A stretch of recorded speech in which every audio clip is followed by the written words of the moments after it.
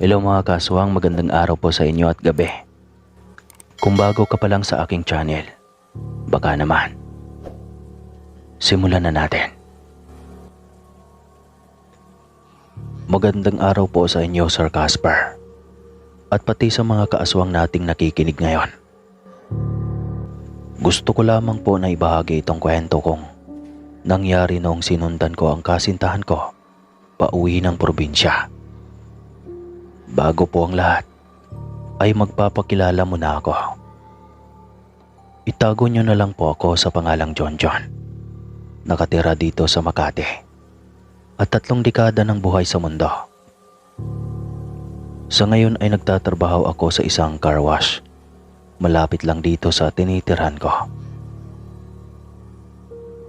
Nangyari ang mga ikukwento ko noong 25 pa lamang ako. 5 taon na ang nakakalipas. Waiter ako sa isang kainan dito sa amin noon. Nakapasok ako dito dahil sa kaibigan ni Mama, ang manager ng kainan. Inireto ako. At nakapasa naman ako matapos akong magpasa ng resume at ma-interview. Di naman gaanong kahigpit ang mga ganitong kainan sa mga empleyadong hinahire nila.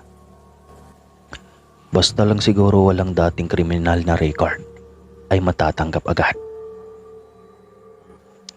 2 buwan na ako sa trabaho ko noon nang may ipakilala ang boss namin na may bagong empleyado rin tulad ko. Miles ang pangalan niya. Tandang-tanda ko pa ang umagang iyon na para bang pelikula sa utak ko na lagi kong binabalik-balikan. Matangkad si Miles. Halos parehas kaming ng height. Kaya kapag nagsusuot siya ng high heels, ay siguradong mas mataas siyang tignan kaysa sa akin. Singkit ang kanyang mga mata at ang buhok niyang mahaba ay laging nakatali para ipakita ang makinis niyang leeg. Morena siya, mahinhin at medyo mahiyain. Parang isang tipikal na Pilipina sa mga kwento sa TV o pelikula. Alam kong sa pagkakataon na yon ay tinamaan na ako sa kanya. Love at first sight kumbaga. Kaya naman hindi na ako nagsayang pa ng oras. 1 linggo lang ang lumipas ay ipinahayag ko na ang aking balak. Gusto ko siyang ligawan. Pumayag naman siya. Sabi niya, bago lang raw siya dito sa Makati at ito ang unang beses na lumuwas siya ng probinsya. Kaya mas okay daw kung may kasama siya lagi na tutulong sa kanyang makapag-adjust at makapaglibot-libot na rin. Siyempre, pinag-igihan ko ang panliligaw. Araw-araw ang bulaklak na rosa sa locker ni Miles. Gabi-gabi ko siyang inihahatid sa boarding house kung saan siya namamalagi. At tuwing day off naming dalawa ay lagi ko siyang sinasamahang maglibot sa Maynila. Para na rin masanay na siya sa gulo at ingay at mga lugar na pwedeng makita dito. 3 buwan. 3 buwan lang at sinagot niya na ako. Yun na siguro ang pinakamasayang araw ko sa buhay. Napansin din ng mga katrabaho namin na para na kaming magkasintahan dahil lagi kaming magkasama lalo na kapag tanghalian at uwian. Kaya bawat shift ay lagi kaming dalawa ang tampulan ng tukso. Na natural lang naman. At sabi pa nga ni Miles nai-enjoy niya naman daw kapag tinutukso kami lagi na sobrang sweet daw namin. Kinikilig pa nga siya minsan kapag sumasakay ako sa mga tuksuhan. Dumaan ang mga buwan. 1 taon na kami ni Miles. At sa loob ng 1 taon na yun ay purong kasiyahan lang ang nararamdaman ko. Nagdesisyon na nga kami na magsama na lang sa iisang kwarto para naman makatipid kami sa renta. Hindi kami nag-aaway. Lagi kaming magkasundo sa mga desisyong kailangan naming gawin. Pagkaramdam ko nga ay perpekto kaming dalawa sa isa't isa. Ako ang kulang sa kanya at siya ang kulang sa akin. Nice. Pero matatapos din pala ang lahat ng kasiyahan. Hindi laging maliwanag ang araw sa buhay natin. Kahit gaano ka kasaya, ay darating ang panahon na babawiin sa iyo ang lahat at wala kang magagawa kundi ipaglaban ito. Naalala ko nang matanggap ni Miles ang mensahe na nagpapauwi sa kanya sa probinsya. Nakasakay kami noon sa jeep, pauwi. Parehas kaming pagod sa maghapong trabaho. Nag-beep ang cellphone niya. Binasa niya ang text. Doon ko nakita na biglang nagbago ang emosyon ng mukha niya. Para bang lumitaw ang takot at pangamba at lungkot sa mga mata niya. Nilingon niya ako.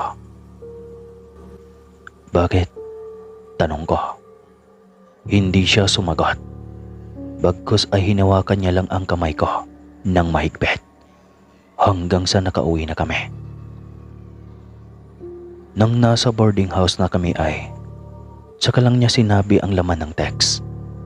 Sabi niya, kailangan niya raw umuwi sa Camarines Norte dahil biglang namatay ang kanyang ina sa isang sakit. Inaasikaso ng kanyang tito Kulas ang magiging libing, kaya kailangan niyang pumunta roon para tumulong at para na rin makapagpaalam sa ina. Siya na lang kasi ang natitirang magulang ni Miles. Nilayasan kasi sila ng kanyang ama noong grade 3 pa lang siya. Sasama ako, sabi ko. Siyempre, gusto kong nasa tabi ako ni Miles sa oras na mas kailangan niya ng makakaramay. Hindi madaling mawala ng magulang. Alam ko yun dahil minsan na rin akong namatayan ng ama. Hindi pwede, John. Kailangang ako lang ang umuwi. Kabilin-bilina ni Tito. Sagot niya. Kailangan mo ng karamay, Miles, ng balikat na masasandalan. Pwede kitang samahan. Pilit ko sa kanya. Kaya ko ng sarili ko. Hindi na ako sumagot. Alam ko namang wala na akong magagawa pa. Kapag nagdesisyon siya, ay madalas na hindi na ito nagbabago pa. Kailan ka babalik? Bigla kong tanong. Tinitigan ko siya sa mata. Matagal siyang hindi nakasagot, pero nakatitig pa rin ako. Alam kong gusto niyang sabihin na sandali lang siya, na uuwi rin siya kaagad. Pero hindi niya masabi. Hindi ko alam, sabi niya. Nagpatuloy na siya sa pag-impake ng mga gamit na dadalhin niya pag-uwi. Isang backpack, digulong na maleta at may handbag pa. Dinala niya na ang lahat ng kanyang damit. Alas 5 ng umaga ay hinatid ko siya sa terminal ng boss. Raymond ang pangalan. Hinintay ko bago tuluyang makaalis ang boss. Kumaway-kaway pa nga ako sa kanya habang palayo. Pero nakita ko na hindi siya nakatingin sa akin dahil umiiyak siya. Umiiyak siya dahil baka hindi na siya bumalik pang muli. Pumasok ako sa trabaho. Naging busy ang buong mag-araw dahil sa dami ng taong kumakain. Dagdag pa na kulang kami ng empleyado. Pero buong shift wala sa ginagawa ko ang isip ko. Parang lumilipad ito kasama ni Miles pauwi sa probinsya. Hindi ako mapakali. Para bang hindi ko dapat pinayagan na umuwi si Miles. Dapat sumama ako. Kahit pa hindi siya pumayag. Dapat nagpumilit ako. Pagka-uwi ko ay hindi na ako nagpahinga pa. Nagpalit lang ako ng damit at saka nag-impake ng gamit. Nag-withdraw ako sa bangko. Sabay sinabihan ko na rin ang landlord na inuupahan namin na aalis ako at susundan ko si Miles sa kanilang probinsya. Hindi kami uuwi ng lampas 1 linggo, kaya walang tao sa kwarto namin. Alas 9 na ng gabi nang makasakay ako sa Raymond na bus. Ilang beses ko nang tinext at tinawagan si Miles. Pero para bang hindi ito nakakarating sa kanya ang mensahe ko. Hindi ko alam kung bakit nag-aalala ko. Kinuha ko ang litrato ni Miles sa bag. Inakap ito at saka natulog dahil mahaba pa ang biyahe papunta sa Camarines Norte. Tanghali kami nakarating sa terminal. Abala ang mga tao at sasakyan. Kabi-kabila ang nagtitinda ng mani at mineral water. Agad akong sumakay sa nakapilang mga tricycle. "Saan po kayo, sir?" tanong ng driver. "Sa may San Juan lang, Manong," sagot ko. Tanda ko pa naman ang lugar na naikwento ni Miles kung saan siya nakatira. Para bang nabigla siya sa sinabi ko. Yumuko si Manong para silipin ako at saka nagtanong ulit. "Sigurado kayo?" "Bakit po, Manong?" sagot ko. "Wala. Bihira lang kasi ang mga taga Maynila na pumupunta sa lugar na iyon." Huling wika niya. Mahaba ang biyahe. Halos 20 minutos din naming binagtas ang pabago-bagong daan. Minsan simentado, minsan bako-bako. Namuntik pa akong mabagok sa bubong ng tricycle sa dami ng bato na dinaanan. Ibinaba ako ni Manong sa isang lumang waiting shed. Pagkababa ko ay nagtanong-tanong ako sa mga tindahan na naroon. Napansin ko na sobrang layo ng pagitan ng bawat bahay sa isa't isa. Ang daming mga punong kahoy at maalikabok ang kalsada dahil kalahati lamang nito ang simentado. "Manang, may kilala po ba kayong Miles Borja? Ito po ang litrato niya. Baka namukhaan niyo po," sabi ko, sabay bigay ng hawak na litrato. Tinitigan ni Manang ang litrato. "Kilala ko to. Pamangkin to ni Nicolas. Diretsohin mo lang yung boundary dyan. Tapos liko ka sa unang likuan na makita mo. Tapos doon ka magtanong-tanong. Alam ko doon sila nakatira." Nagpasalamat ako at saka tinungo ang itinuro niyang daan. Mataas ang araw sa langit kaya nanlalagkit na ang puting t-shirt na suot ko. Pagkatapos kong lumiko ay napansin kong dumadami na ang mga bahay na nadadaanan ko. Tumigil ako sa isa at nagtanong sa isang babaeng nagpapadede. Itinuro niya ang 2 palapag na bahay sa di kalayuan. Nagpasalamat ulit ako at saka dumiretso dito. Napansin ko na may trapal na silungan na inilagay sa harap ng bahay. Maraming mesa at tao na umuupo pa sa mga ito. Nagkukwentuhan. Ang iba ay nag-iinuman. Pumasok ako at nagtanong sa babaeng may dalang tray na may mga biskwit at candy para ibigay sa mga bisita. "Manang, dito po ba nakatira si Miles?" "Sino po sila?" Nagdalawang isip pa ako kung sasabihin ko ba nakasintahan ako ni Miles. "Katrabaho po niya ako sa Maynila," sagot ko. "Teka, tatawagin ko lang si Miles." Nang lumabas si Miles, ay para bang hindi siya makapaniwala sa nakita, ni hindi siya lumapit. Ako na lang ang naglakad papunta sa kanya. Inakap ko siya at hinalikan sa noo. Nagtinginan ang lahat ng tao sa palibot.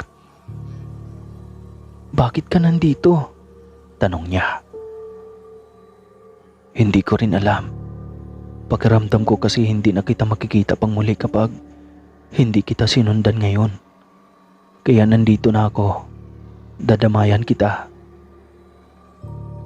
"Hindi ka dapat nandito." "Bakit?" tanong ko.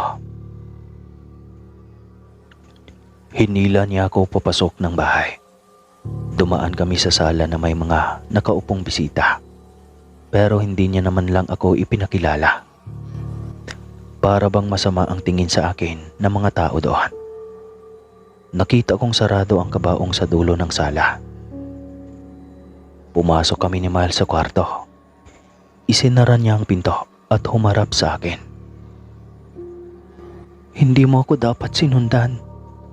Mapapahamak ka lang sa lugar na ito, sabi ni Miles. Kumunot ang noo ko. Hindi ko alam kung anong sinasabi niya. Bakit nga? Kanina mo pa sinasabi na hindi ako dapat narito. Pero hindi mo naman sinasabi kung bakit. Basta, huwag kang lalabas sa kwarto na to kahit anong mangyari. Kunin mo yung rosaryo na lagi mong dala. Lalabas lang ako para kunan ka ng pagkain. Nang makaalis si Miles ay lubos akong naguguluhan. Ilang minuto ring nawala si Miles.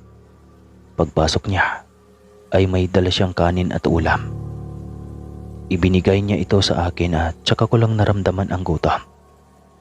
Halos 10 oras din akong hindi kumain simula pa noong bumiyahe ako. Huwag kang tatanggap ng kahit anong pagkain kahit kanino ha, kahit tubig. Mga pagkain ibibigay ko lang ang kakainin mo.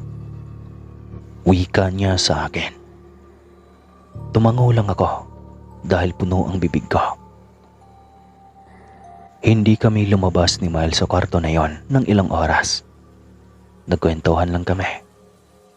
Pero habang nagsasalita ako ay para bang hindi mapakali si Miles. Lagi siyang tumititig sa pinto o kaya naman sa mga saradong bintana. Parang may hinihintay o inaabangan na kung sino. Nang napansin kong madilim na ang langit sa labas, tinanong ko si Miles. Hindi ko ba pwedeng makita ang kabaong ng nanay mo? Hindi nga tayo pwedeng lumabas. Delikado. Bakit nga paulit-ulit ka na lang? Bigla akong natigilan sa malakas na mga katok sa kahoy na pinto. Muntik pang mapatalon si Miles sa pagkakaupo. Tumayo siya at hinintay na magsalita ang tao na kumakatok. Miles, nasa loob ka ba? Narinig kong sabi ng kumakatok. Malalim ang boses nito. Hindi sumagot si Miles. Parang hinihintay niya pa ring presahang buksan ng kung sino man ang nagsasalita sa pinto. Miles, alam kong nandyan ka. Naamoy kita pati na rin yung kasama mong amoy usok ng syudad. Hindi ko gusto ang presensya niya. Lumapit si Miles sa pinto at napipilitang binuksan ito. Pumasok ang isang malaking lalaki na may pinakamalapad na balikat na nakita ko. Kalbo ito at makapal ang balbas. Pumasok siya at nagmanaw si Miles. Siya po si John, tito. Lumapit ako at nagmano rin sa tito ni Miles. Napakagaspang ng kamay niya na pwedeng ihalin tulad sa papel diliha. Ikaw pala ang kinakasama nitong pamangking kong ito doon sa Maynila, sabi ng tito ni Miles. Opo, mag-iisang taon pa lang po kami. Sinundan ko po siya para magpakilala na rin sa mga kamag-anak niya dito. Tumawa ang tito ni Miles na tila ba may sinasabi akong nakakatawang joke na siya lang din ang nakakaintindi. Humakbang ito palapit sa akin at hinawakan ang baba ko. Hindi namin kailangan ng mga katulad mo dito sa lugar namin. Nananahimik kami dito, kaya kung ako sa'yo, ngayon pa lang ay uuwi na ako at babalik na sa mausok na lugar na pinanggalingan mo. Nasasaktan ako sa mahigpit na pagkakahawak niya sa baba ko. Kaya tinabig ko ang kamay niya at umatras ako. Maayos po ang intensyon ko sa pamangkin niyo. Hindi ko po siya sasaktan o kahit sino man sa inyo. Mahal ko po siya at alam kong mahal niya rin ako. Matapang ka. Tignan natin kung hanggang saan ang tapang mo. Tsaka ko nakita na para bang nagbabagong anyo ang tito ni Miles.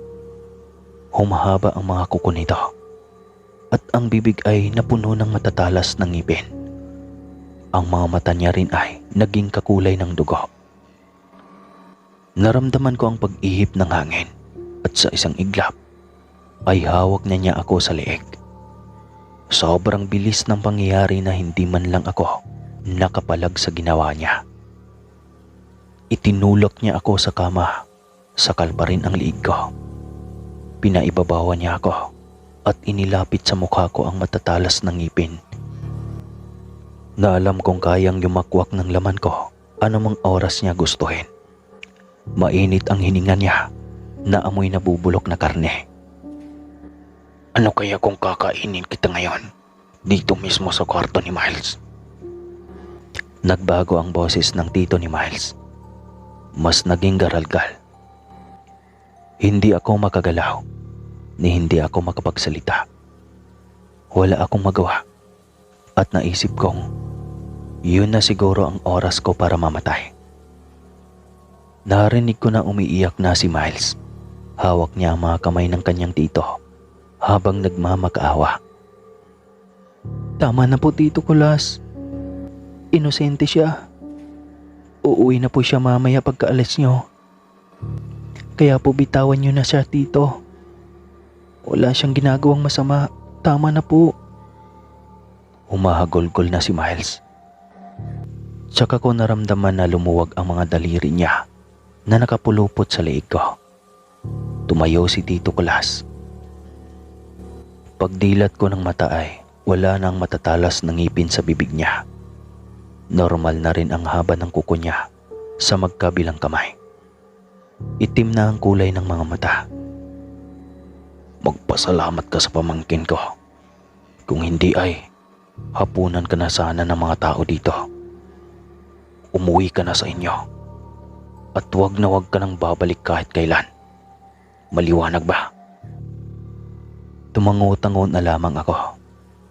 Pagkalabas ng tito niya ay lumapit si Miles sa akin at tinignan ang liig kong kanina lamang ay sakal-sakal ng kanyang Tito Kulas.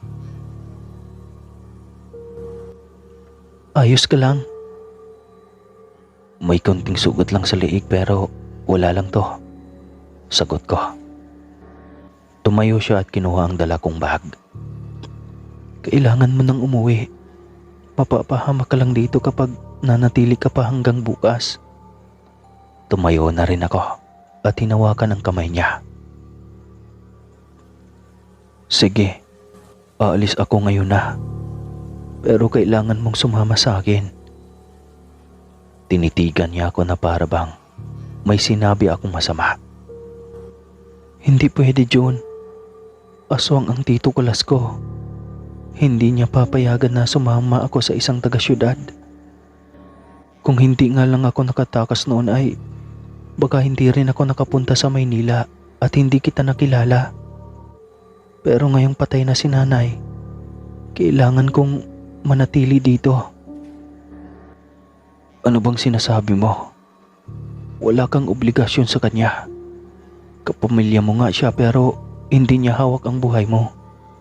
Hindi niya hawak ang mga bagay na magpapasaya sa'yo. Wala akong pakialam kung aswang man siya o demonyo. Wala siyang karapatan para diktahan kung paano ka mabubuhay. Naiiyak na si Miles. Niyakap ko siya. Sumama ka sa akin at pangako hindi na tayo babalik sa lugar na ito. Nakapagpaalam ka na rin naman sa nanay mo. Muli kong pakiusap sa kanya. Konting damit lang at tig-isang backpack ang dinala namin. Dumaan kami sa likod bahay upang walang makakita sa amin. Binagtas namin ang mga puno ng saging at lumabas kami sa maliit na kalsada Doon kami naghintay ng tricycle. Ilang minuto pa ay may tumaang isa. Pinara namin ito at saka pumasok sa loob. Hindi pa man nakakaandar ang tricycle ay narinig na namin ang malakas na boses ng kanyang tito Kulas. Miles, sasama ka dyan sa walang kwentang taga-syudad na yan. Wala kang utang na loob. Lumabas ka dyan sa tricycle na yan. Bumalik ka dito. Hiyaan mo nang umuwi ang lalaking yan. Niyakap ko si Miles dahil umiiyak na siya. Manong, umalis na po tayo, sabi ni Miles sa driver. Pinaandar ni Manong ang makina at saka umarangkada ng takbo. Pero naririnig pa rin namin ang boses ng kanyang tito. Sige Miles, umalis ka na. Itatakwil ka na ng angka na ito. Umalis ka. Para malaman mo kung anong mangyayari sa mga tulad nating taga-probinsya sa oras na maligaw sila sa syudad. Huwag kang babalik dito habang nagmamakaawa para tanggapin ulit namin. At huwag na huwag mong isasama yung kasintahan mo dahil hindi namin siya sasantuhin. Mahabang litanya nito. Humarurot na ang tricycle. Hinalikan ko si Miles. Bumiyahe kami sa bus na magkayakap at baon sa sarili ang pangakong hindi na kami babalik kahit kailan sa lugar na iyon. Sa ngayon ay ikinasal na kami ni Miles. May 2 anak na at masayang naninirahan dito sa Bulacan. Napromote ako bilang manager sa dati naming pinagtatrabahuan at si Miles naman ay naging sekretarya sa isang opisina dito sa amin. Masaya na ngayon ang buhay namin at kahit minsan, nananaginip pa rin si Miles ng masasamang bagay na nangyari sa kanya sa probinsya. Alam naming 2 na payapa na ang buhay namin. Sigurado si Miles na kailanman ay hindi tatangkain ng tito Kulas niya na sundan kami sa Maynila. Sana nga ay totoo iyon. Sa awa naman ng Diyos ay nakapag-ipon kami ng konting pera. Kaya doon sa Makati sa lugar ng mama ko ay nagpatayo kami ng car wash. Paminsan-minsan ay bumibisita ako roon. At ako na ang gumagawa minsan sa mga tangkulin doon.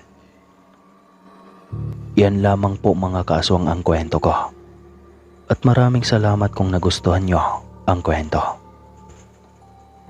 Muli po, ako po si John ng Makati at Bulacan. Alright. Ingat mga Taken.